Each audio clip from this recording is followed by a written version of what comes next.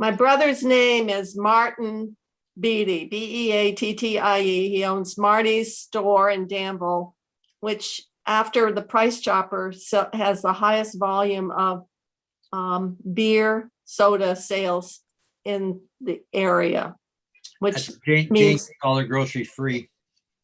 Right. I said, Marty will take your money any way you want to give it to him. Okay, we are live this morning, and this is the Senate Transportation Committee, and we start a brand new week, and we're going to continue our discussion with the transportation bill, which came from the House a week ago. We keep adding bits and pieces. Liz has taken on some new testimony from folks that one is going to be on the Woodstock issue, and but that'll come later in the week. Today, I think we have Michelle and Anthea to continue our discussion through the bill. And so with that, who wants to lead off? Anthea or Michelle? Who would like to? Anthea, definitely. Okay. All right. Anthea, good morning and welcome back. Thank you. Good morning. Thank you for having me. So for the record, Anthea Dexter-Cooper from the Office of Legislative Counsel. I have now sent to the committee 3 documents. One is the summary section that you asked for us to start working on. I think that's probably something we can sort out at the end once it is that we know what you want summarized when you're done with the bill. I also have provided to you the updated emissions repair program language that you heard testimony from Commissioner Walk, Michelle and Megan on last week. And then the administration has an additional proposal for some authorization for if there is federal legislation that gives them additional money to spend before you're back in session next year. So I can go through any of that, or we could just jump back to where we left off, which was starting at the beginning, working our way through, and the committee was closing out sections or figuring out what they wanted to do with them. And for that, we had left off sort of in the middle of the discussion in section 4 on town highway aid. So Would the it's up to committee you. That's what I have. Would the committee like to continue that and go through the bill like we were going and check off things that we want, have more information? Is that all right? I hear nothing from the committee. Fine. All right. Okay. Jane? Yeah. I said fine. Okay, thank you. All right, let's go. Okay. So Liz, can you give me sharing access, please? So we left off in section 4. Thank you, Liz. And that was the $3 million for town highway aid. And I think the committee had talked about that for a bit and was probably not necessarily going in that direction, but was going to circle back sort of on all of the aid that was going to municipalities through the T-bill. So I don't know if there's more discussion on section 4 or if you want me to move on to section 5, but that's my recollection of where you left off on Friday. Do we want to come back and revisit that committee, or you want to discuss some more this morning? What would your wishes? Well, my thought is if we need to decide if we want to do 3 million out to municipalities. That's one issue, but the fundamental issue is if we say we do, then right now would be the time to decide, do we want to do it in the town of town highway aid or hold it and do it as part of structures and a road to class 2 roadway. My only fear, like I said earlier on, and this is a good discussion, that 3 million will be a base in the future. I would think that'd be very difficult because this. Well, so much of what we've been doing is focusing on investments, not supporting just routine operational costs. And that's why it seems like if we want to appropriate this money to support the municipal infrastructure, it more appropriately within that context of one-time money for longer term investments, it seems like it aligns better with road class 2 and structures. We have not heard anything from the league. I'm sure. I wonder if they listen in on these hearings, but I have not. Anybody get any other comments from the league or anybody on this issue?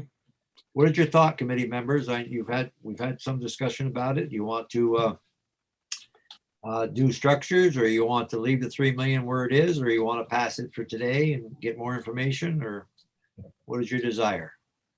Senator Mazza. Yes, go right ahead. I can't see you. Go right ahead.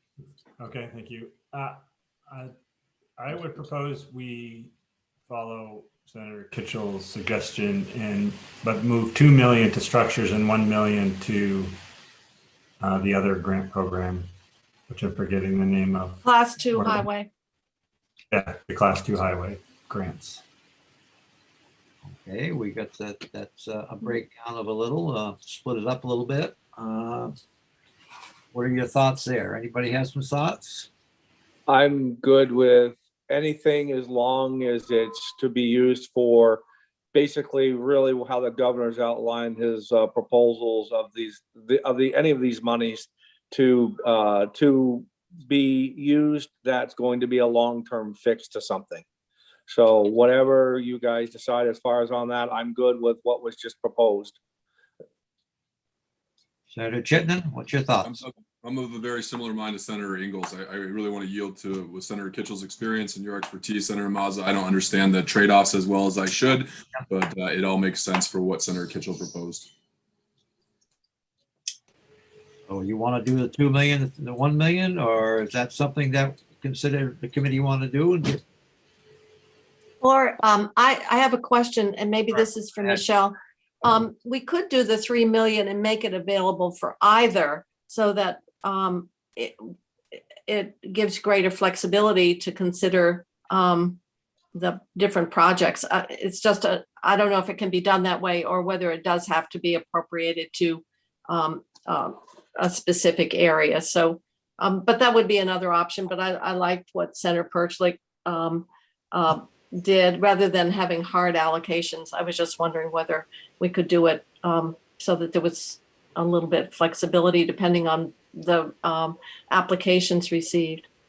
I kind of go back to where I was the other day. There's always that lingering problem that's never enough money in a budget to fix, like a boiler or a roof or something like that keeps on getting nursed along. But again, I'm as long as it's going towards something that is a structure or a roadway, a problem that needed to be addressed, not to pay off a truck, not to add new office space. There's something that's structural.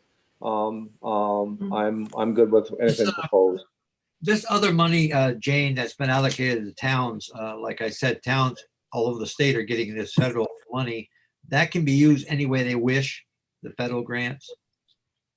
No, I don't think so, but I think they can, I think there probably any federal funds come with some limitation, but I think there's quite a bit of flexibility on the municipal level.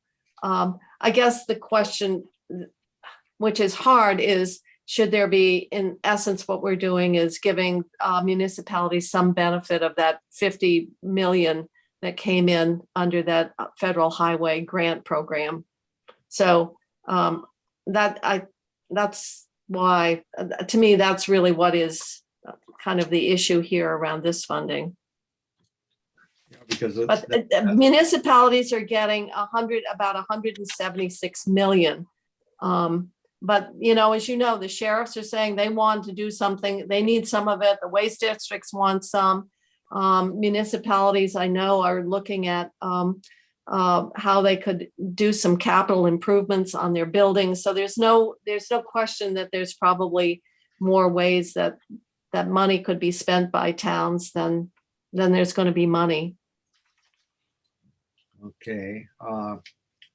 Yeah, this is, we have the sheet here that the governor, every town, how much they would receive under the 3 million naturally, but there's the other sheet is where the federal grant was, and there's a lot of money coming into towns under that also. So there's two ways of getting money, right? One is on the federal grant, and one is the 3 million on this proposal here. Is that correct?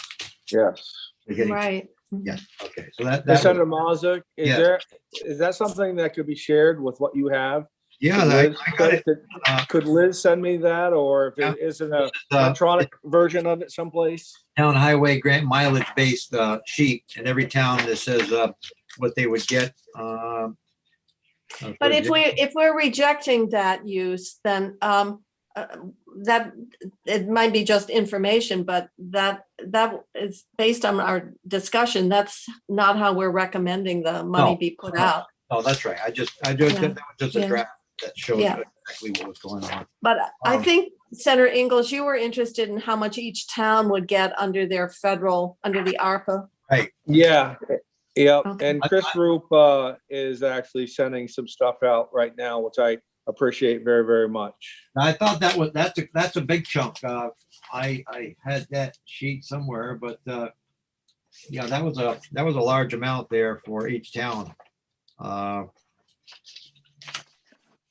So anyway, okay, getting back to this subject here, do you want to do the Jane, or you want to do the Birchlick? There's one proposal for 2 and 1, and Jane is Well, could we ask Green. Michelle if Okay, she yeah, has Michelle, you were thoughts asking about, a question. She was avoiding the answer, but I think we got her now.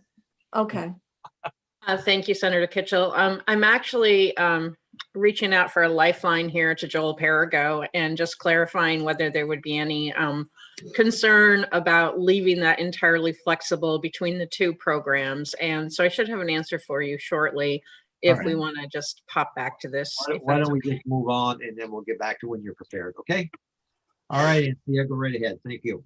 Okay, so our next section to talk about is section 5. And if you'll remember, last fiscal year, there was the pause to the structures in the roadway program. And there were a few municipalities, I believe it was 6, that it was their turn to get one of those grants. They anticipated they were going to get it. So they have already done the work that would be eligible for the grant award under the structures or roadway 2 programs. So this language is saying that in fiscal year 2022, so not the year that they did the work, but the upcoming fiscal year, the agency is authorized to reimburse after performance of the work municipalities for projects awarded a grant under the 2 programs for costs incurred in fiscal year 2021. So I believe it's 6 municipalities. They'd be getting reimbursed in fiscal year 2022 for work that was done under these grant programs in fiscal year 21 when they were paused.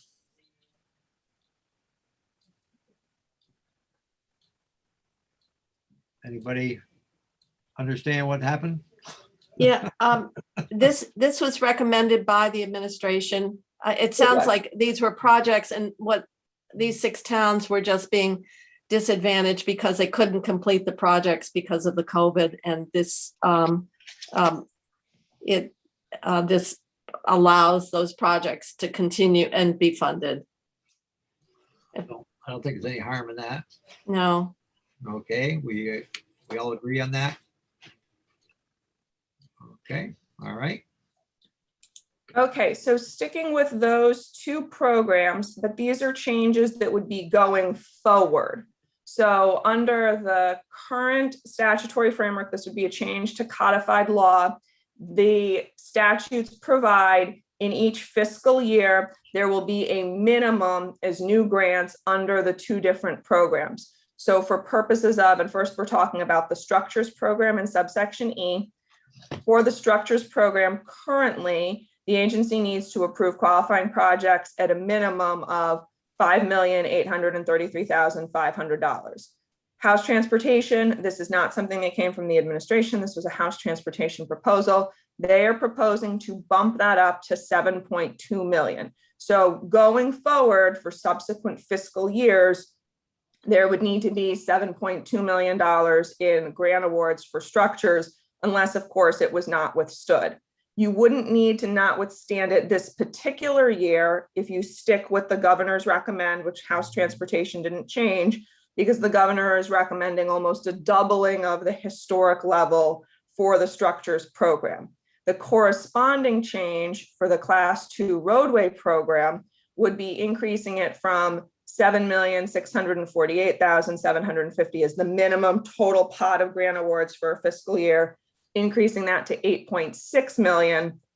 Of course, it could be not withstood in future years. fiscal year 2022, you wouldn't need to notwithstand it if you go with the governor's recommend, which is the almost doubling of the historic levels for that program. So those two changes kind of go together. So in essence, what we're doing by increasing this allocation, it means a concurrent reduction in the money available to fund any, the other parts of the plan. Right. So assuming that, you have historically X amount of transportation fund dollars, this would be saying a larger piece of it goes to these two programs going forward. So this is a out year change.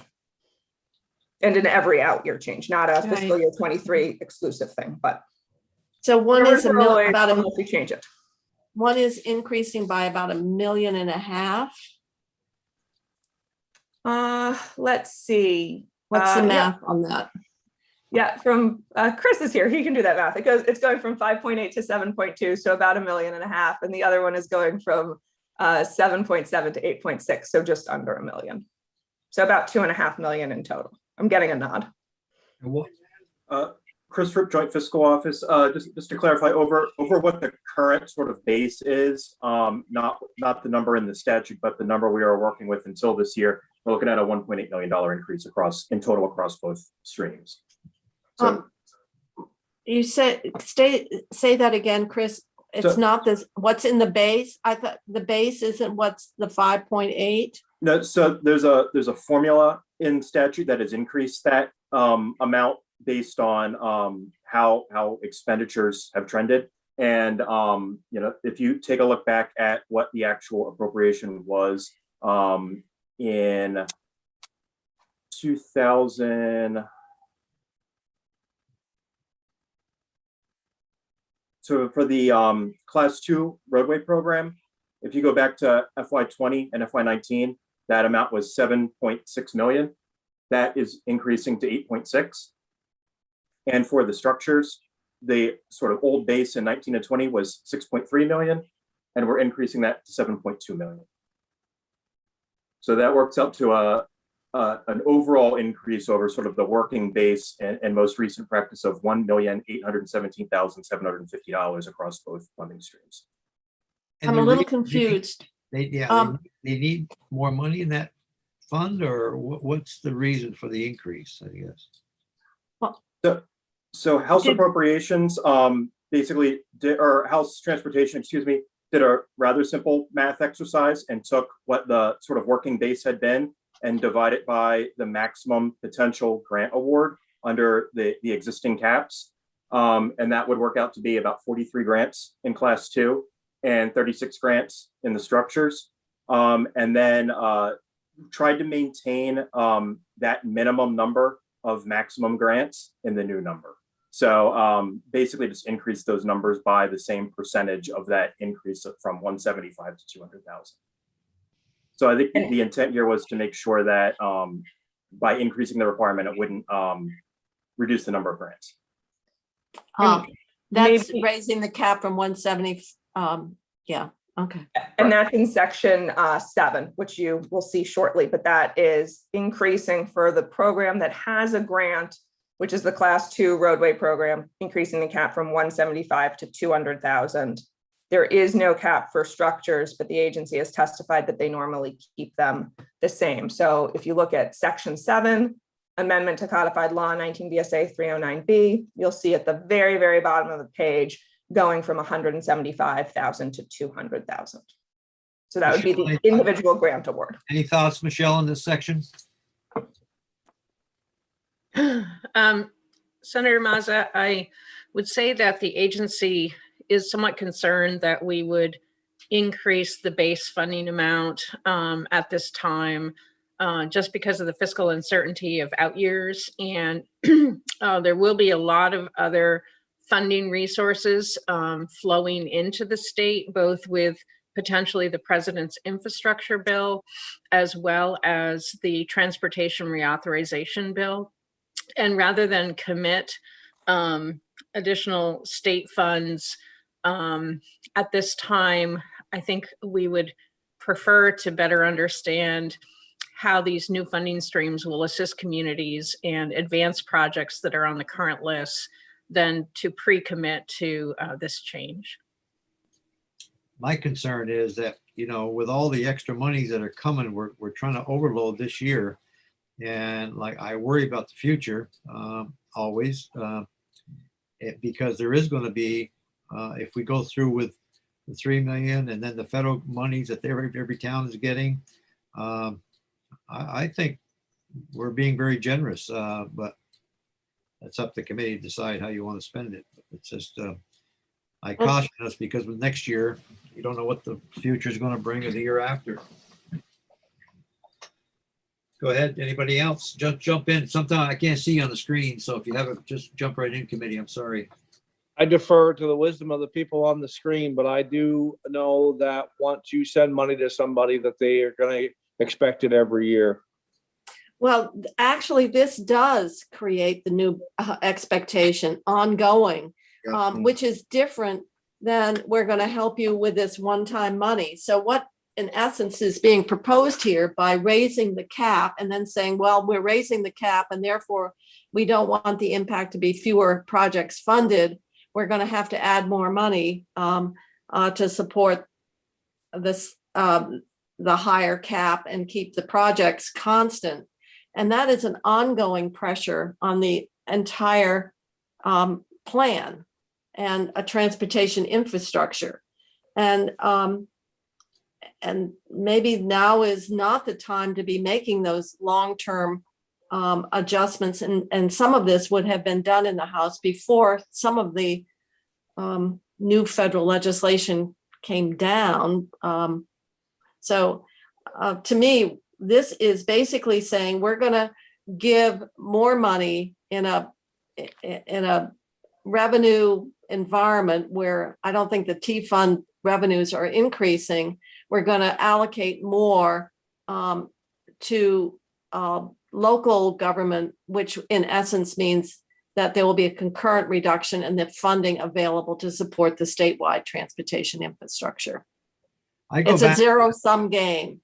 I go back to if we did not have the COVID, and I wish we didn't, but having said that, if we were talking about a normal budget this year, we'd be talking about level funding everything because revenues, like I said, gasoline tax is down and revenues are down. So because we have the federal boost in monies, I just don't want to get us anticipating that this is going to last forever because we got to go back to normalcy one of these days. And I think there's a lot of money out there the towns are going to have extra this year.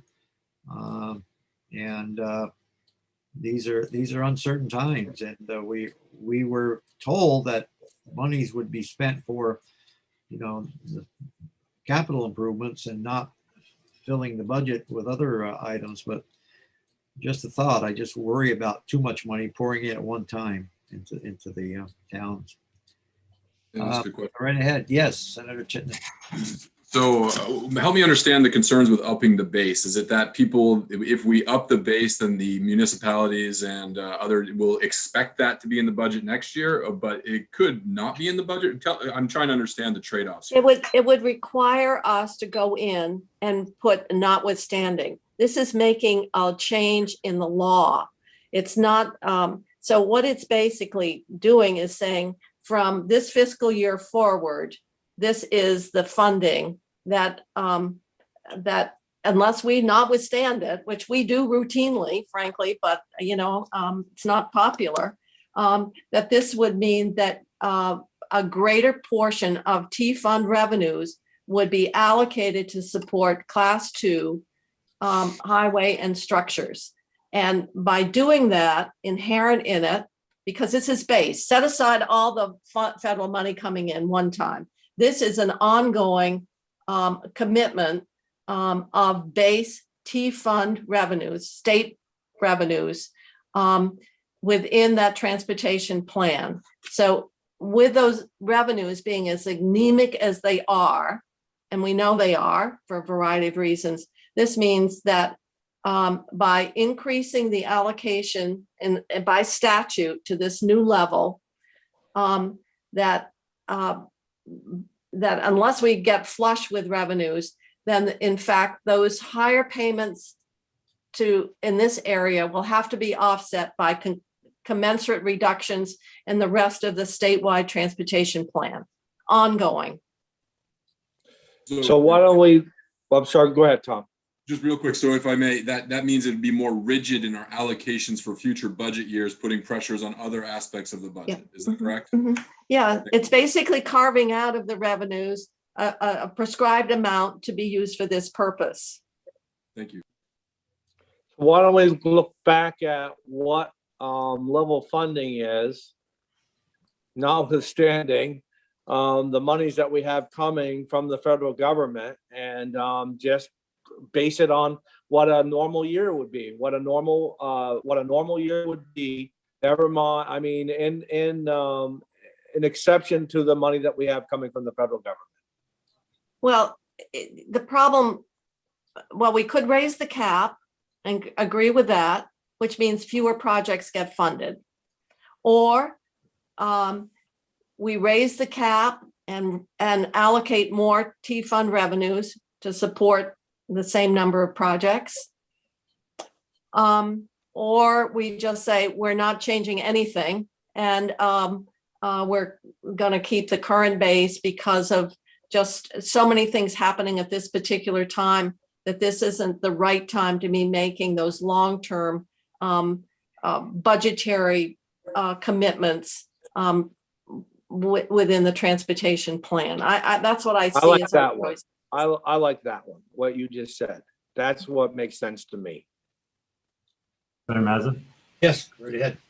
I agree with Senator Kitchell. She's correct again. And then I'm going to jump over to Senate Natural Resources, because I have an amendment over there they want me to talk to them about really quickly. So I'll be right back. Just letting you know. Let's push some things through now. He's gone. I know. We'll take up my second. All right, go right ahead. Okay. Senator Mazza. Yes, go right ahead. Ms. Shaw.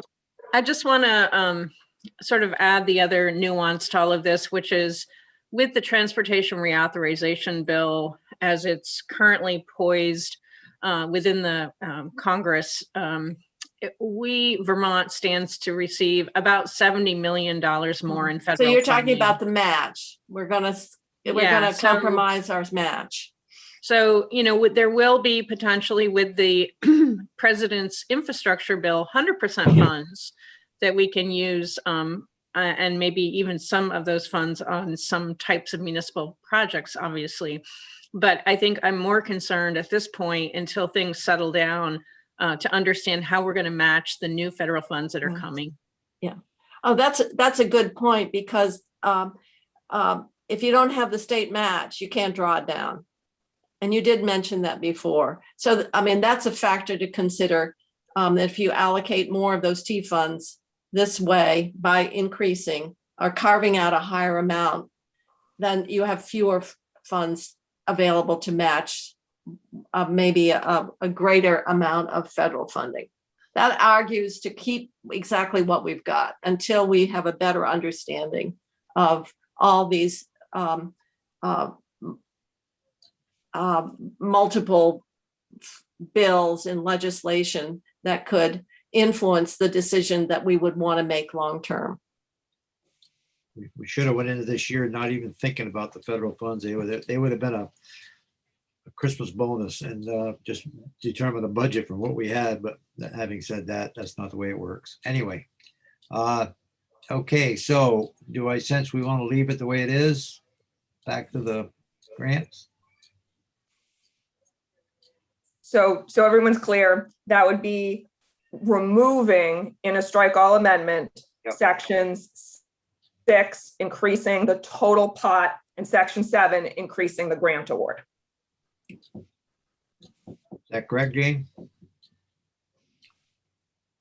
I lost track of what we're talking about here. So we're talking about removing what the House put in here with these increases? My understanding, so if you want to keep things just as they are, not increase. Okay, that's all I'm asking, total, even on the days they're open. minimum award, and not increasing the grant cap, you would be deleting from the bill section 6 and section 7, which is what was added by the House, and just sticking with what is in statute, what is in the green books, what is already codified. I think Yep. that was what we agreed to, is that we would just, Yeah. we would delete the section. We wouldn't raise the cap. We Right. wouldn't raise the allocation because of so many unknowns at this point that could influence what would be, that would, Right. could So help us back- inform the best decision. Back to the governor's proposal. Yes. No, it's just back to where we are.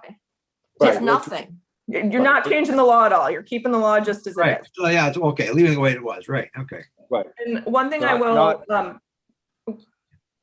I just point out is in statute, those total minimum grant awards, the pots of money, those are minimums. So in any given year, you could appropriate and authorize more money to that. And an example of that is what the governor has recommended, where more money in this particular year with one-time funding is going to both programs. Yeah. So you're not precluding going above those minimums. You're just not raising what the minimum is. Yeah. Uh-huh. Yeah, I got it. Got it. Okay. I got it. Let's do that. Okay, so we are removing section 6 and 7. I Okay. agree. And if I may make one comment, as this goes forward, and if I talk to my House colleagues about why we remove this, the impression I have, and tell me if this is not consistent, is we don't want to get steady, or we don't want to get to the point where we expect this type of funding, these funding levels. This is a unique once in a 100-year storm that we don't want to set into statute, these spending levels that we are enjoying because of the federal stimulus that are coming. Is that correct? Not, I wouldn't say totally correct. Okay. What we're doing is actually in Vermont statute, increasing our obligation of T-fund revenues to this particular area of expending. So it's not just creating an expectation, it is creating a legal obligation. And unless we do like we always frequently we do, is then we put it in and make these promises and then we not withstand it. But I think, so the only thing I would say, it's not just an expectation. It would actually be an ongoing obligation or a statutory commitment that can only be changed if we go in the bill and say, notwithstanding this requirement, we're not going to give you X amount. Like we do with the central garage for years. We used to not withstand the level of transfer there. We're oftentimes love to put out these expectations, knowing that it's maybe problematic or impossible to fulfill them. Michelle Boomhauer, if you offer any summer courses for new legislators on understanding these things, I would like to enroll. No, you're learning every day right here. You're doing fine. You're doing fine. You're doing fine. We're all learning every day. It's all new. Yeah. I might slant your view, Senator Chittenden, if you only take class with me. Yeah. She's just gonna say, she'll say, just say yes, Tom. Just say yes. If we had all the answers, Tom, it'd be easy. We don't. We're working our way through one day at a time. So Okay. I like striking the 6 and 7, just as we had said. That's where I'm at. I think Pertzik agreed to that. I think we're all right with. Let's try that at this point, and we always can. If we find something that's startling, we can come back. But at this point, let's strike them. So I would say that the response to our House comments is, in light of the fiscal uncertainty, how additional money will be coming down, the unknown need for increased state match to fully maximize those federal funds that are anticipated with the new reauthorization bill, and preemptively creating a higher amount of general fund that would be allocated to this purpose, we did not think was fiscally prudent. Yep. How's that for a response? I think that's a great response. Well, Okay. don't just keep telling her that. You know what I mean? Look, You know, I you're gonna explode. pride here. myself on being an equal offender opportunist when it comes to money. I deal with this all the time. And I also deal with the fact that we love and advocacy groups love to have us put something in statute that we know in our heart of hearts can't be fulfilled. And so I've become even more cautious about that. Okay, I think we've talked this. Let's continue on, Althea. I think we're at our next point. Okay, so we are now on to all of our incentive programs. So the first one we're talking about is the incentive program for new PEVs. So you'll see in green that we're changing the name of the program. Instead of the new incentive program, or the new PEV incentive program, that's what it used to be called. It's now going to be the incentive program for new PEVs. So making it more clear that the plug-in electric vehicles are the new thing, not that the program is new. And there's no other changes that have been presented on the funding piece for this program to Senate Transportation. Going back to what the governor's recommend was, there was a slight modification to the language, but the key thing that was changed by the House is in the governor's recommend, it was going to be $2.25 million in one-time transportation fund monies, with up to $250,000 going to the partnership with Drive Electric, the balance, minimum of $2 million going to the actual incentives, and up to 10% in administrative costs. The House proposal has upped that in your middle column to $3.25 million. So it's an additional $1 million that would be going out in incentives, holding steady the $250,000 max for the partnership with Drive Electric Vermont.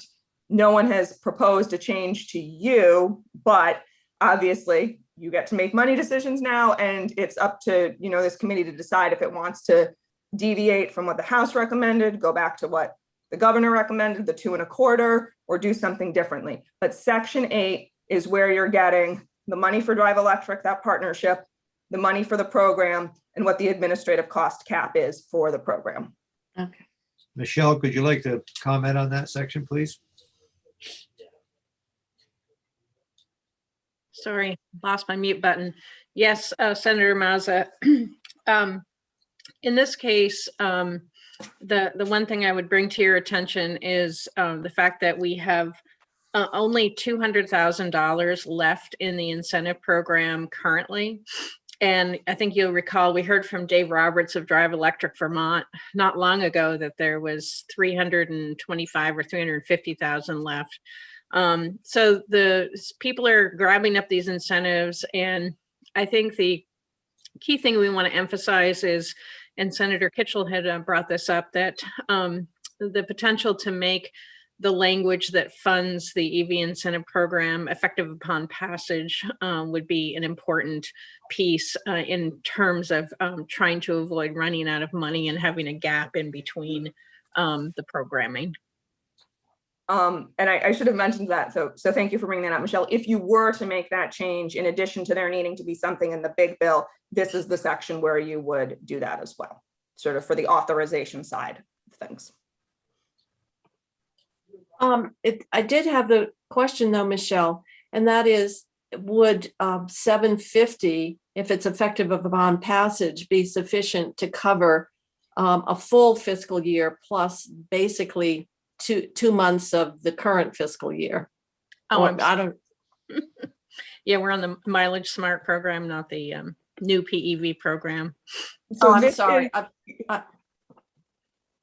A lot of programs. We're talking about the new PEV incentive program. Good memory, the 750 is what Mileage Smart was saying they needed. Oh, okay. Well, that's what I was on running out of money. I'm sorry. That's what I was responding to. So, and like I said, pretty soon we're going to give you money to buy a car. If you want to buy a car, we're going to give you a check for the whole thing. Well, basically, the administration did not, let me see, Mileage Smart, that was, the House added 600,000 to that. The governor had, is there money in the base for that now? We had no proposal for that because we felt as though, based on how the program was performing at the time, we did the analysis that they would have plenty of money. Okay, so all right. So the House, added 600,000 to what you said, thought was plenty of money. And now they're saying they need 750. So there's some carry forward there. So the question is 750 still a good number? I'm afraid I can't answer that question. I think that's a question for Capstone. Because I don't know like what kind of, since they were in testifying a month ago, if they've had really any significant shifts in the uptake since that time. Okay. Senator Mazza? Well, this was, Yeah, this is the 600, or if it's, they need 750. That's how it was funded by taking the money from the maintenance and swapping it out. That's, it seems like we don't want to shut the program down. I think there was a feeling that there was sufficient money, which turned out not to be the case. So the question is for us, do we want to add the 600,000 plus 150 more, and based on what we know now, to keep the program operational for the balance of this fiscal year and through 22, if that's still a good number? Senator Perchlik, you had a question? Yeah, and my, last time they were in, they were still saying the 750,000. So unless things changed in the last couple of weeks, so that I would support making that change to the 750 to ensure it can make it through the next fiscal year. Senator Chittenden, you have your hand up? I'm going to go with the flow on this one too, but I will say in that presentation, I kept pausing on the social wraparound services, and I don't know if we in transportation want to mix our services. Where I remember hearing their presentation saying they wanted to have another person answer the phones because they offer so much additional financial guidance and lifestyle decision-making support. So I'm not opposed to what you just said, Senator Perchlik, but I do have a pause from a broader perspective about mixing in social services and with plans to address our transportation issues, if that makes any sense.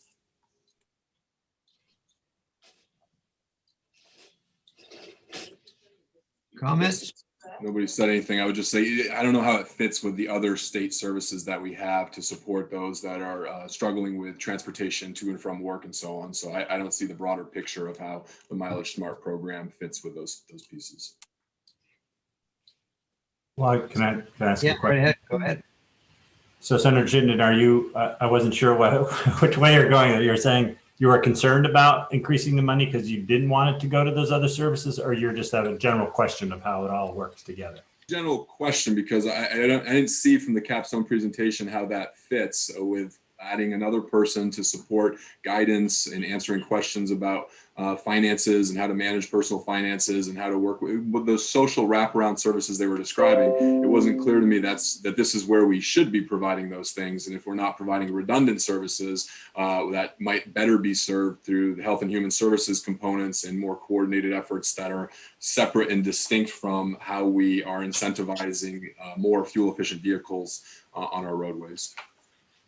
Okay. I'm just wasting everybody's time, Senator Perchlik. My apologies. So it's unclear to me how the Mileage Smart fits into the broad scheme of things.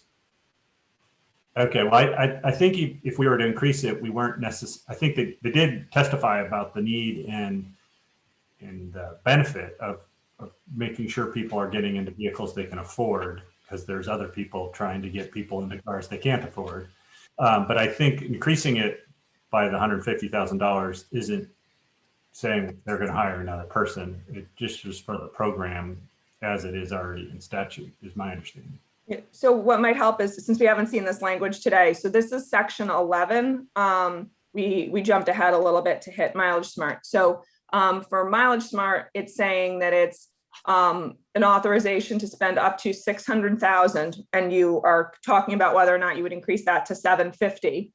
And then it still has as the administrative piece up to 10% of the total amount is distributed incentive. So that would include whatever is the carry forward, plus the 600, 750, whatever you go with.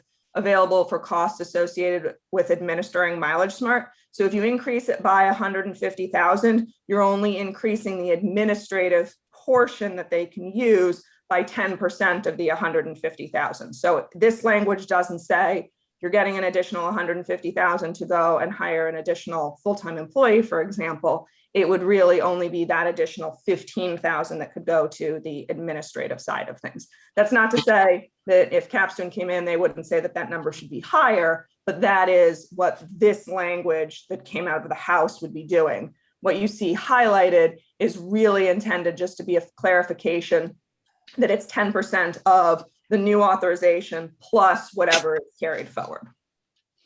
And what did the Mileage Smart program have carrying over before this proposed new added money was coming in? Weren't they up at like $300,000, $400,000 that they had? The number keeps dropping, but I think early on in the session it was 385,000. Okay. It was going to be with the 600,000, about $1 million was the anticipated carry forward plus the Right. additional. Okay. Yeah, that's what I remembered. That 10% would be on the 600,000 or 750,000. So that would be 60 or 75,000 they could spend on administrative support services, correct? The 10% is on the 600 or 750, whatever the additional authorization is, plus the carry forward. So let's just make our math easy. Say you don't make a change, it's 600,000. The carry forward is 400,000. They could have 10% of $1 million that would be available for administrative costs. So my question comment stands is I just don't know if that's the right place to offer those social wraparound services because I'm not familiar enough with state government, but I'll leave it at that. Actually, these are community-based organizations so it would be Champlain Valley OEO. I think we had pretty compelling testimony from people who are working with the families around the lack of understanding of debt and ability to pay, and trying to, if we're creating help for a vehicle, not part of that had to be helping make the decisions that allow them to keep that vehicle and meet the financing. So that was Andy and Senator Mazza. We heard that testimony, and I know that financial literacy and use of credit and debt is just an enormous area of difficulty for people, and high interest rates and not understanding. So we felt that it was sort of help in giving out a benefit like this, that not to address the financial side and the sound decision making was actually jeopardizing the benefit. Andy, maybe I'm not describing it well, but please add, or Senator Mazza. If we do raise it to 750, we've got to move another 150 through maintenance to get the general fund. So rather than the 4.7, it would be a 4.9 or 4.8 something. Unless you dropped one of the other things that the House added. Yeah. So if you're going to keep everything the House has and add 150, I think the place to do it would be a further 150 in that. Right. That maintenance. Yeah. The other question is, do we raise the $1 million, increase the $1 million for PVE incentives? And I think we've kind of talked about the 3 million, but doing it through, no, we did we decide on road 2, class 2 roadway and structures? I have that you're keeping that open for the time being, but Okay. that 3 million is part of the 4.775. Yes. And I just got a very helpful message from Chris. My math is wrong. He says that technically admin costs would be up to 1/11th, not 1/10 of the total funding amount, since it's based on the volume of incentives paid out from the same pot of money and not calculated as 10% of the total amount of money. So my math is slightly off. It would be a little bit under the 10% of the full amount. So thank you, Chris. Thank you for being here and alerting me to my mathematical error. Okay, so I'm confused now. So where do we want to go? So I'm gonna put the language up for a second. You know, I out of the ones that are on there, do we want to gig up incentives by another million or 3 million for structures? It seems to me we've got a program underway and we're jeopardizing, we're going to shut it down. I'm willing to separate out the mileage smart at this point and move it to 750 and then see if we have to, what we do with the other two, but close this one out and knowing that either we add 150 to what the House added, or we don't do the million for PVE incentives over and above the governor's recommend. Completely comfortable with that, if that means anything. Okay, and so I think what Senator Kitchell is proposing is basically what you have is section 11, increasing the 600,000 to 750, and then also adding an additional subsection B that would require language from the big bill authorizing this money to be used upon passage, so that if the funds that the anticipated carry forward is fully depleted in this fiscal year 21, that the program could continue. I think that's the proposal that Yes. Senator Kitchell. And the reason we're going from 6 to 750 is because of the testimony from Capstone is that's what they needed for the monies to be for that program to be viable. With the projected drains of the money coming from the consumer. Yeah, that's right. And unless we note otherwise, none of this money becomes available to July 1st. So they would run out of money before the end of this fiscal year. So that's what we're trying to avoid, is a shutdown of the program in this fiscal year. Say May 15th to July 15th or whenever they ran out. So it's a way of assuring continuity. I just hope with all these electric vehicles we're incentivizing that we have enough places to charge them. Well, there's money for that in here. Well, I just, When's if only all the stores in Colchester would put them in for their customers, then it would be easier. I don't know. I just wish there's enough. I read an article last night about a guy that bought an electric vehicle and it said on it 200 miles his range, and he got to 160 miles and he was out because it all depends how fast you drive. And you know that anyway. But he was driving 70 miles an hour instead of like 55, and it cut. But he had a good article about where he went and how it was challenging to get a charging station. In one place, it took him 45 minutes to charge because I don't know. There's different standards, I guess, and that really bothers me. I want to do it, but I hope we do a good job in charging stations and not make them 45 minutes or whatever. And I know I've beat this horse to death on getting our percentage of mileage out of it but more importantly, I think we got to have charging stations because we're doing a good job incentivizing electric vehicles, but I just hope there's enough places where you can charge if you want to go from here to Boston or New York City or somewhere that you can get charging. And I guess we're making progress, but Michelle has her hand up. Maybe she's going to yes, tell. Michelle, go right ahead. I'm sorry, I didn't see you here. Tell us Oh, how much no. she's installing. Thank you, Senator Mazza. I would just highlight for you that the governor's ARPA proposal includes $25 million for electric vehicle charging infrastructure. And we anticipate that both the federal infrastructure bill and the reauthorization bill will be also adding more resources for electric vehicle charging. So I think you're going to see an incredibly large push over the next few years. But do we have in place, and maybe I've said this before, do we have in place exactly the cost analysis of one person charging a ridiculous high price for charging and another person less? Is there a committee or someone set up to oversee this important mission? If we're spending that kind of money, is it going to be 20 cents a kilowatt hour in Dick Mazza's store and 50 cents down the street, or how does that work? I think you raised a really important point, and we did pass legislation related to price transparency a few years ago. It has not been widely implemented yet, but we're going to have to set those standards and implement it.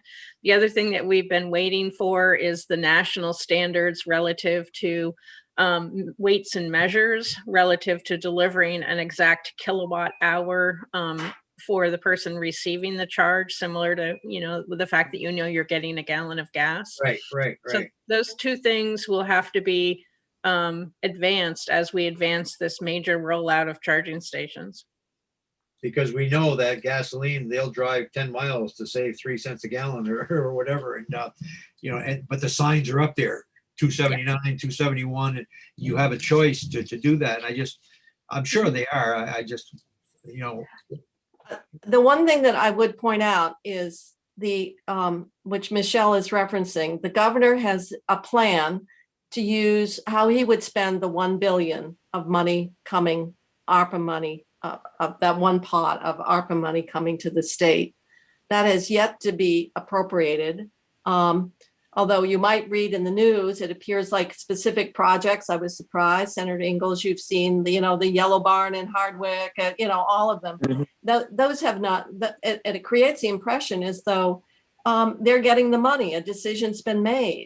And that's unfortunate because one would hope that every project would have the opportunity to apply, and nothing has been decided, but the general public reads it and it's all excited. Oh, we're getting the money for XYZ. So the ARPA money is, yes, there's a proposal about how that $1 billion would be there. The only caution I would point out is that that in that proposal, there are some things that the legislature has identified as needing to be addressed, and those are not included in how the governor would propose using ARPA. So that's still pretty fluid. The other part, I would say, and I guess this is a question for Michelle, because we did have that charging stations network statewide around the 30 miles, et cetera.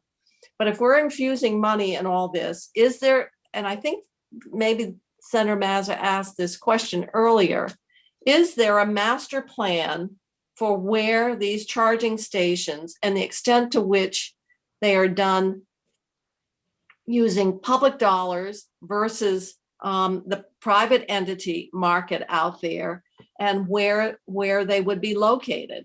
Is there such a plan that would identify if you had $10 million, $2 million, how that network would be built out, and at what level and what locations?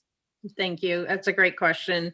And the plan, we are actually going out to bid for a consultant to assist with developing that plan. Currently, the administration is looking at a goal of having a fast charging station every 20 miles on all the highway corridors and off of interstate exits. Certainly, Senator Perchlik has language that would favorably move us in that direction in the transportation bill. And we're going to have to prioritize the rollout of these based on geographic distribution and high use corridors. And, there'll be a variety of factors. So that whole analysis that you refer to, Senator Kitchell, will be included in this deployment plan. And we hope to have an RFP out this summer to engage a consultant to assist us with that. So linking that to Senator Perchlik's language, do you view that as complementary or unnecessary relative to this planning effort and the RFP that you've got going out? I would not characterize it as unnecessary. I believe it sets a good starting framework for us, and I think it's helpful to have that legislative goal in terms of the policy ambition. And so I feel like it's certainly welcome, and I appreciate it. Okay. I don't have an opinion. I was just asking. I think it helped. Well, at least my goal was to help build a framework from which the agency can do a plan. Because once you have set the goal, then you can say, okay, let's within 5 miles of this interchange or this exit, where are we gonna focus on? Or if there's private or privately funded or publicly funded charging stations along the state highways, then you'll see the gaps, and then you can plan to how to fill those gaps. So I see the plan filling the gaps, basically. Because I'm sure many businesses are going to want to, even gas stations are going to want to put them in and get a percentage off it or something, a piece of the action like they do gasoline. It's going to be very complicated issue. Once it's in effect, it's going to be great. But you're starting just like you would start gas stations all over again across the country, and it's there's got to be some sort of unity of how you're going to do it. If you drive, like I said, every state. I know the federal government, like I said before, they're going to base everything in fact on mileage. I think on their replacement of the gas tax. That's what I sense, what I'm hearing, but that could change tomorrow. But it is a major issue that we have to face, and because we are going in that direction. Boy, every day you read more and more about electric vehicles. Companies are gearing up to produce more and more and more and more, and but that's it. That's what's happening.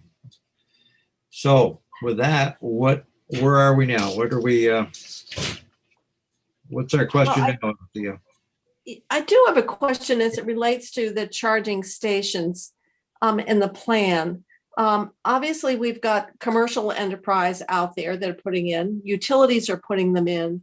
Yep. So any money that we're putting in for charging stations, are there parameters around which those public dollars are being used relative to this emerging market of charge point type companies? I know that the whole discussion around park and rides or whatever is out there. So could you just clarify when public dollars are used, what are the parameters that come into play? Yeah, that's a great question. And we have, of course, the Agency of Commerce runs the electric vehicle supply equipment, the technical name for charging stations, grant program. And they have very specific guidelines relative to what the particular target is that we are trying to achieve. So in other words, when we were basically just trying to get some charging stations, and they might have been level 2 charging stations installed in downtowns and village centers, those guidelines are a little different than when we were trying to get a fast charging station within 30 miles of all Vermonters. And so we set the program guidelines relative to the program target that we're trying to reach. We know roughly what the cost is, and we know where we want to have a charging station installed based on our prior planning process. And so we would put out a request for proposals to have, in the most recent cases, a single bidder, or a multitude of single bidders to bid on each of these packages of locations we're trying to get a charging station installed at. And it would be up to the private sector company who wants to access these public funds to go out and make the deals with the gas stations or the libraries or the churches or whoever, where they're going to lease the property to set up the charging station and make whatever deal they can make with those entities in terms of what they're going to pay them out of the profits. Of course, right now, there's not a lot of profits, and that's why the public sector money is involved. And they would come back to us with their proposals. We would have, a certain amount that is a required match that has to accompany the proposal. And then we also have various technical parameters related to accessibility. And I think you heard some last week about the concerns by some charging companies that we require all charging units to be able to have a chip reader or a swipe card or a telephone call-in number. And So our technical advisory committee keeps track of that as technology changes. And so then we get these proposals back and we evaluate the biggest bang for the buck we can get on the public investment. So that's the gist of it.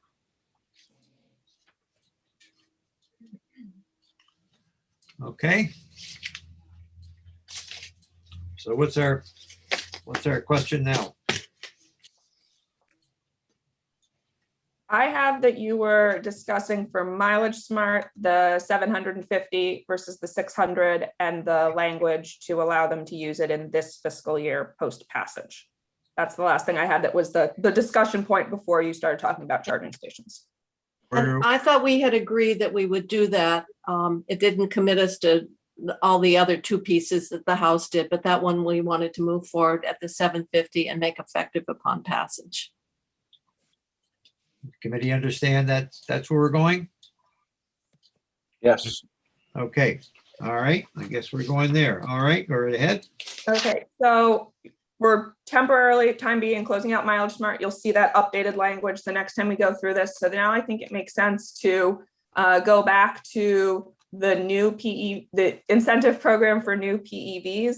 So this, you have your discussion point on the dollar amount that's in section 8, and I'm going to provide that clarification. This also has that 10%, but it's 10% of the incentive, so it would be that 1/11th number. So your decision points are, do you want to increase the authorization and the appropriation? The House went from the governor recommend of 2.25 to 3.25, and then there are also some small proposals on changes to the program. The key ones being, it would be one incentive per individual per year. Under the current program as it exists in session law, it's one incentive per individual or married couple.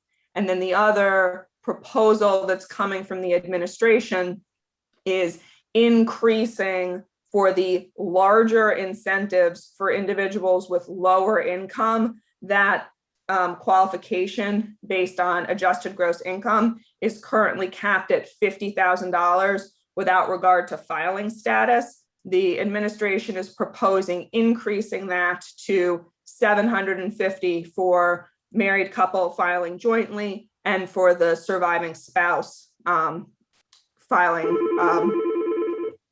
the people who file adjusted gross income surviving spouse. That would be increasing to $750,000.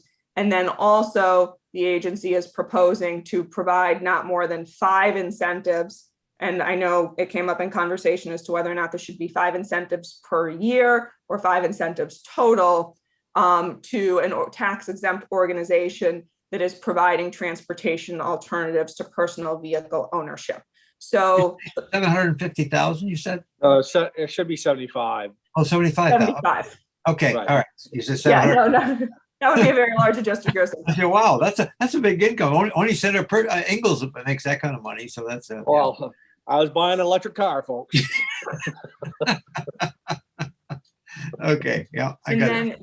the only other proposed change on the incentive program for new PEVs is repealing the language that says that the agency needs to administer it through zero cost contracts with the electric distribution utilities. So things you're talking about are the money.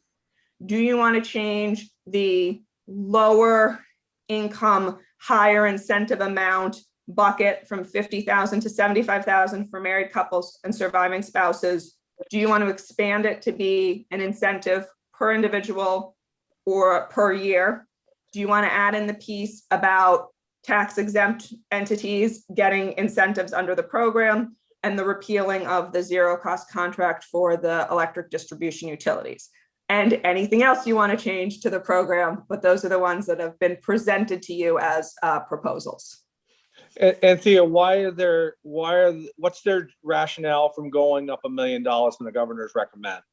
I think you probably would need to hear from them, but more money means more incentives.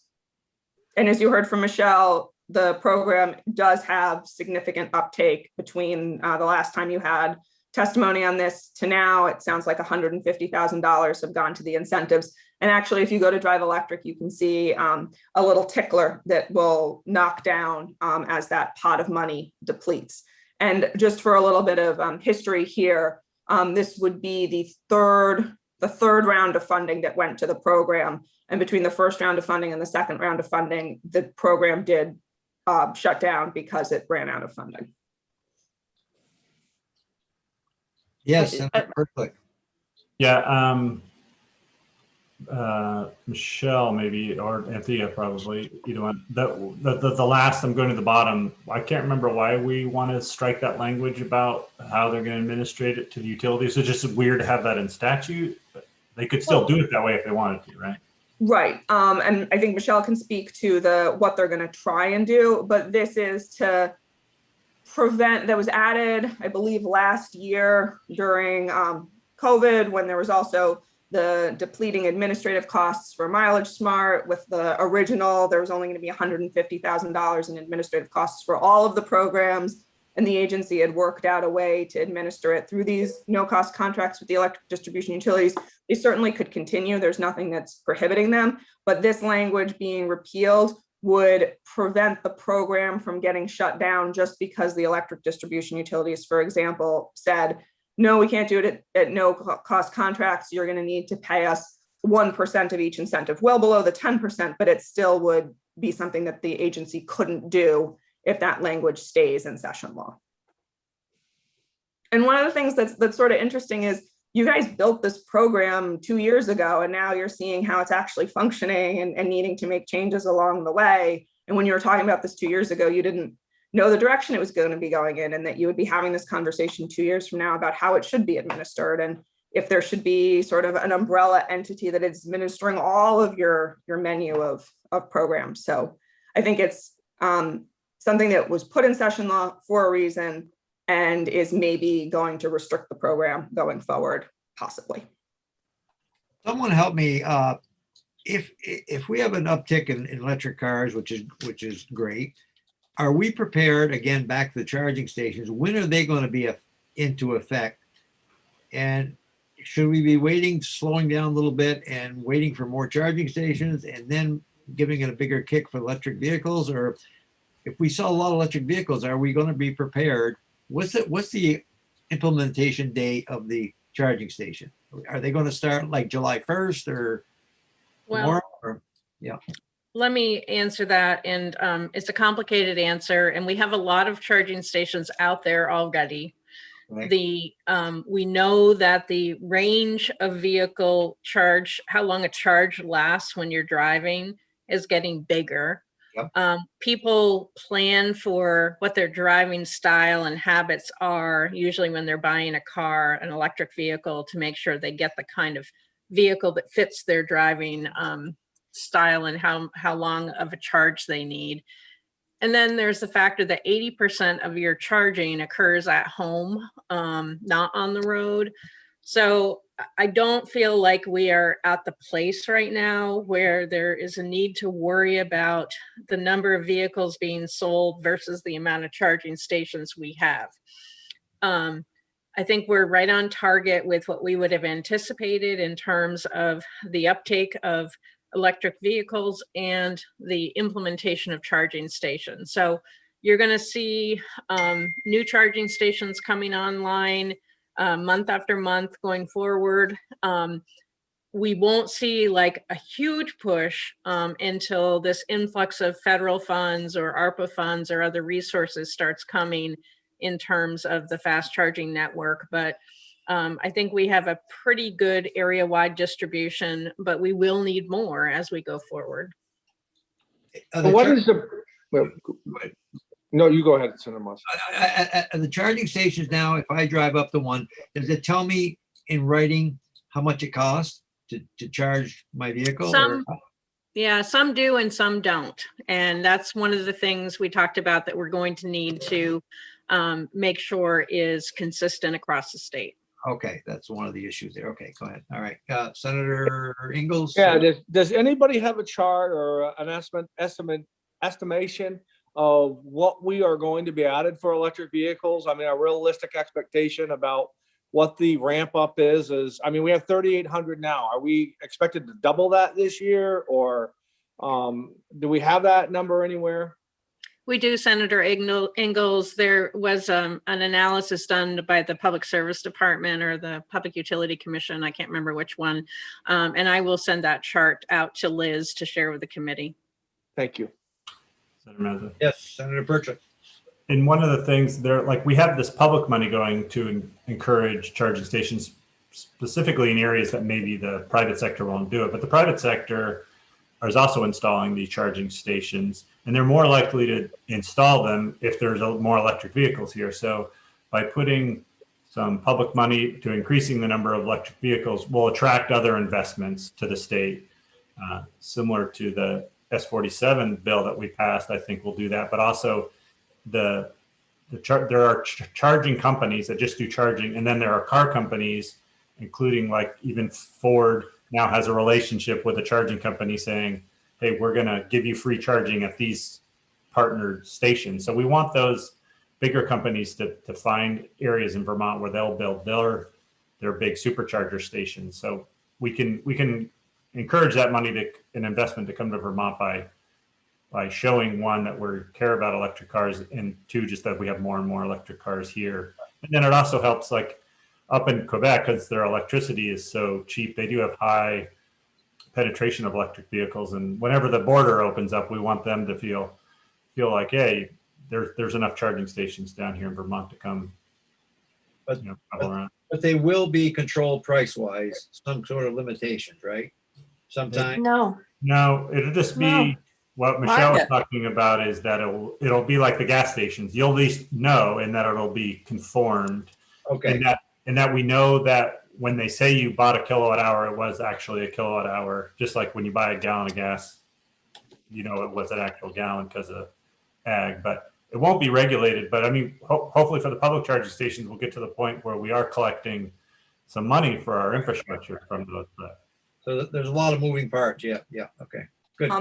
And one thing this committee did work on 2 years ago, when you added the definition of electric vehicle supply equipment to statute, is you did put in requirements for if it's available to the public, including that it, tell you how much it costs. I think that there has been some difficulties in getting to the point of regulating them. I know you were waiting for code and how do you actually measure the kilowatt hour that comes out of the charging equipment. But that was something that this committee did work on, to say we want it to be obvious that it costs X amount to charge. It needs to take multiple forms of payment. And you saw a reference to that in some of what the charging companies were saying. In statute, you were forward looking. You said it should be able to take multiple forms of payment.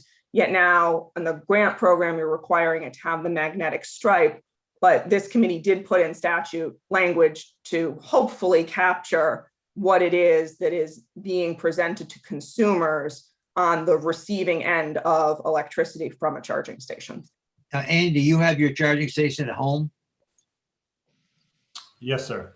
Okay, so you called the power company, they come in and did it, or how does it work? Since I'm a GMP customer, they have a program where if you buy an electric vehicle, if it's under $60,000 value of the vehicle, they'll give you a free charger and sign you up for their rate, which they can cut the power to your chargers during certain times. You can opt out and pay a lot more, but during peak times, they don't want you to charge. So for the free charger, they have some control.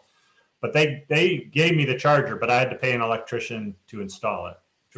Okay, but then you plug it in, or it kicks on like 6 o'clock at night or 7 o'clock at night or something, or 8 o'clock or something. Yeah, I usually whenever the car's there, it's just plugged in, so it can be always at 100%. But GMP will send you an email and say, oh, there's a peak event this night, so you're not going to be able to charge between 4 and 8.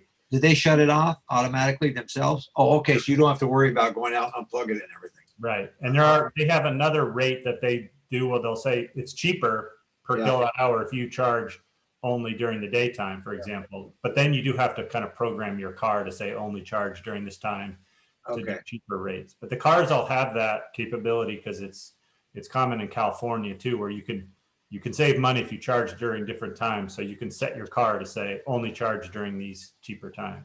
Okay, good. What's interesting is that they're kind of having a little double speak about that because they're saying they don't have that technology yet. They can't recognize when your car is plugged in or not, but it sounds like it can. It sounds like once you plug that car in, if it's peak hours, they're going to shut your charger down, to whatever, and they'll only have it come back on when it's not peak power time. Yeah, it's not every customer in the more rural areas, like the VIPSA folks or VEC in your territory. Not every customer is going to have that because it also requires the charging station to have a Wi-Fi connection. You have to let them use your Wi-Fi. So if your home doesn't have good internet, or your garage or barn is too far away from your internet, those kind of issues prevent the utilities from doing it. But they have the technology. It just can be somewhat limited to what you had just mentioned. Exactly. And one last question, only to be knowledgeable about it, not to get off subject on it, Senator Perchlik. Did you have to have 220 power? Yes. Mhm. Yeah. You do. I have a charging station next door. Is that a public station, Jane? No, the public station is down to Marty's, where there's both a level 2 and a fast charge. You plug your car in there, Jane, too, or what? Yeah, right. I wish I could get recharged that easily. We're lucky to have a fast charge right in our little town. But the level 2 does require the 220 line. Jane's just lucky she lives on a hill so she can boost it. Those old days, but now your steering wheel locks, Russ. I mean, the old days of just pushing your car and jump starting it are much more difficult. Yeah. Or Gil, push a little harder. I know. Okay, so where are we now, Theo? We get sidetracked here. No, there are important conversations to be having. I see a hand. One question, Senator Mazza. Yeah, go right ahead. Go ahead. Recall during testimony, Senator Perchlik, you raised concerns about stackability of these incentives, and also that if they aren't stackable, is this additional $1 million likely to benefit indirectly other programs that people wouldn't draw from? Are those? I don't recall that being resolved though, but is it resolved in your mind, or is there more to explore on the stackability of these incentives and any adverse impacts to other programs? Yeah, we brought it up when the department was in, and I wouldn't say it's resolved, but they said they were kind of aware of the issue as regulators of what the utilities are obligated to do. I think it's a work in progress. And so I was satisfied that they're aware of it and they want to work on it. But at this point, at the penetration levels that we're at, I didn't see it as a concern not to increase it. I support the House's increase.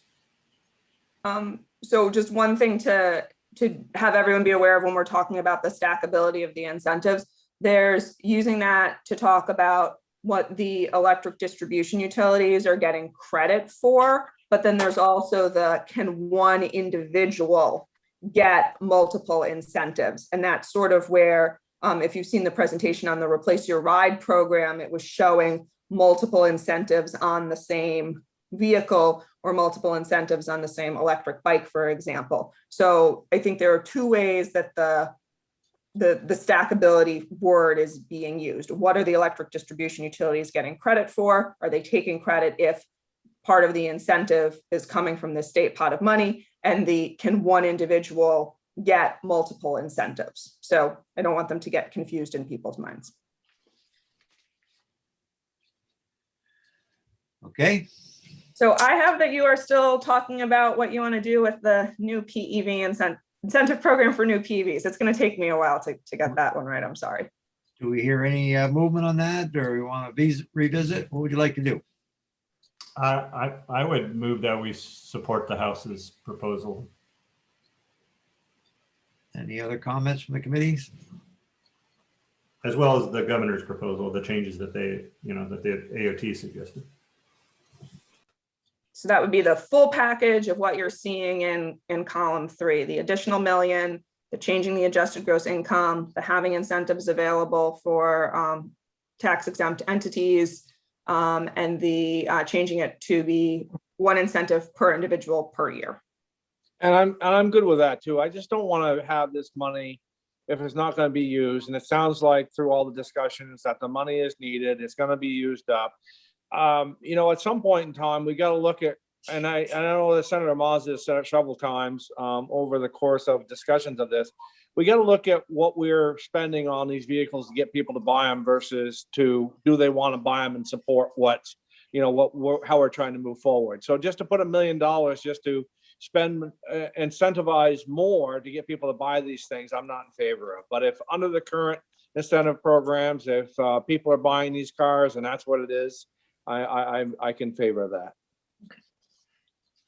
Well, I think it begged the larger discussion we had, Senator Ingalls, and that is, and actually, we did sort of a poll, and that is provide the incentives for people who need it, but there are Yes. plenty of people with households income that, out of concern for quality of environment and carbon reduction emission, have the ability to make this investment and this contribution themselves. And so that's why we wanted to, oftentimes federal incentives have actually been, because they have tax credits, have benefited the people with the greatest amount of money, because you have to have a tax liability for a credit to mean anything. So this is why it was done this way, understanding that if you've got the financial capacity, you should put your money where, you know, where your values are. But my question, the governor had 2.25. What was the funding source of that? Was that just T-Fund, or was that swapped out money, Michelle? It was the 5 million in the governor's recommend in one-time transportation fund dollars. So it did not rely on a swap, if I have my memory correct. Okay. Michelle, It was just straight T-Fund. what Okay. is your thought, Michelle, on this issue? One more time. Anthea was correct in that description, and we are pleased with the language that stands now. And I think that the House increase is different from the governor's recommend, and we always support the governor's recommend, as you know. So I would just leave it at that, I think, unless there's additional questions. And the reason the $1 million extra that they put in, the reason we probably should question that is, It would allow more incentives and bring more EVs into use. no, but I'm saying the $1 million extra, the governor would say what, or the administration would say what about that? It's too I much understand at the one question time? now. It's too much at one time, or we should wait and take a deep breath, or just trying to figure out. I think that our proposal for the use of the COVID funds, the CRISA funds that we got in December, would have directed the $1 million that the House is taking from FY23 and swapping out with our maintenance funds. We would have proposed to use them in a different way. So that's why we don't support the additional $1 million at this time for the incentives, because we feel as though we wanted the flexibility to use those 100% funds for a different purpose in FY23. I have a question. Madam. Yep, right ahead. And Michelle, this is another section that we'd want to make effective upon passage, because right now we're thinking it might run out by the end of this fiscal year, right? That's correct. Okay, yeah, because I think I know there's always more maintenance to do, but my understanding is that the expenditures in the maintenance budget were lower than projected this year. I mean, you always meet it because you do take on other projects, but I think that's one reason to support the extra $1 million. Is there any thought of splitting that to $500,000 and split down the center, or you want to go for the full $1 million or zero? You know, considering how much federal money I think it's going to come down. We're talking about the reauthorization, but we're also talking about an infrastructure bill. to move this modest amount of money out now to move forward in the larger scheme. I'm willing to concur with the House. I'm of a, Okay. may I? Yes, go right ahead. I'm of a similar mind, but I will say I'm struggling with trying to understand really what Michelle Boomhauer is saying when she's going with the governor's recommend. And I'm hoping that if you were really adamantly opposed to this, and it's just a terrible thing to do, there would be some additional commentary after what you're offering here. I'm having trouble really gauging how opposed or how concerned you are with the shifting of these monies and using that more of that 50 million and reducing our flexibility next year. I don't like overruling administration when you all know these matters better than a lot of us politicians. But it seems that you are somewhat accepting of this House proposal, and it's not the worst thing in the world if we go against what the governor has put forward by allocating another $1 million to these EV incentives.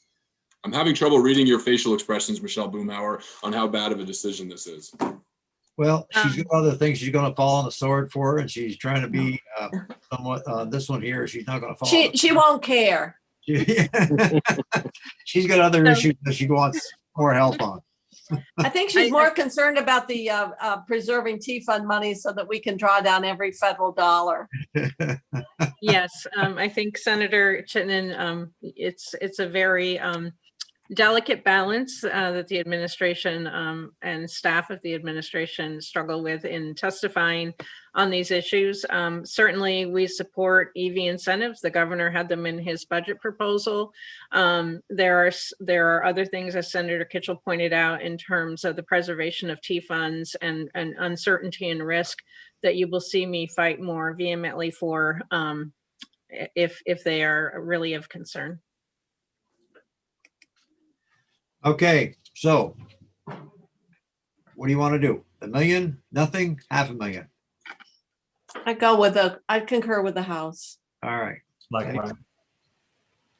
Yep. Okay, we're doing it. We're going to the House.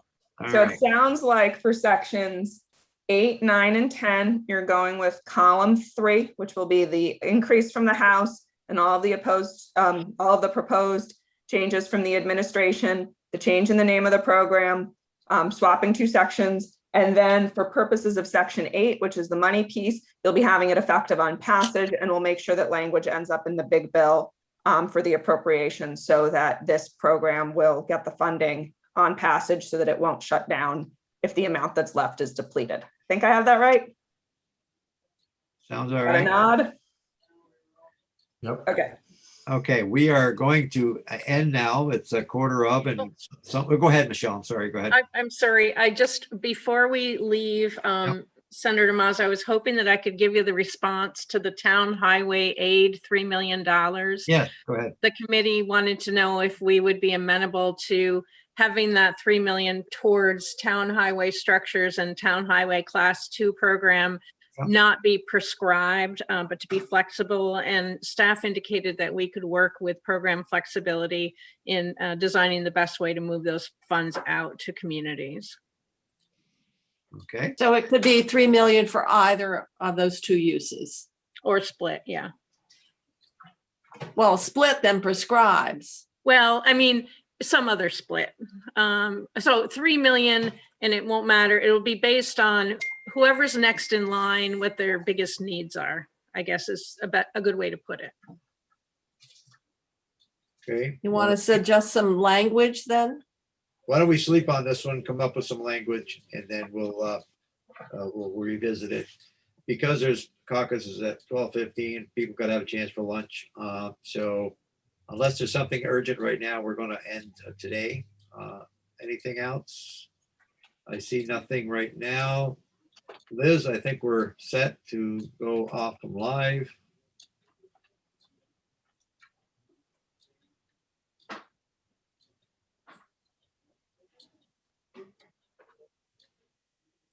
Okay. Well, I guess we're going to end anyway. I think everything else is all right, and we'll see you all tomorrow. Thank you very much. Okay. Thank you. Thank you.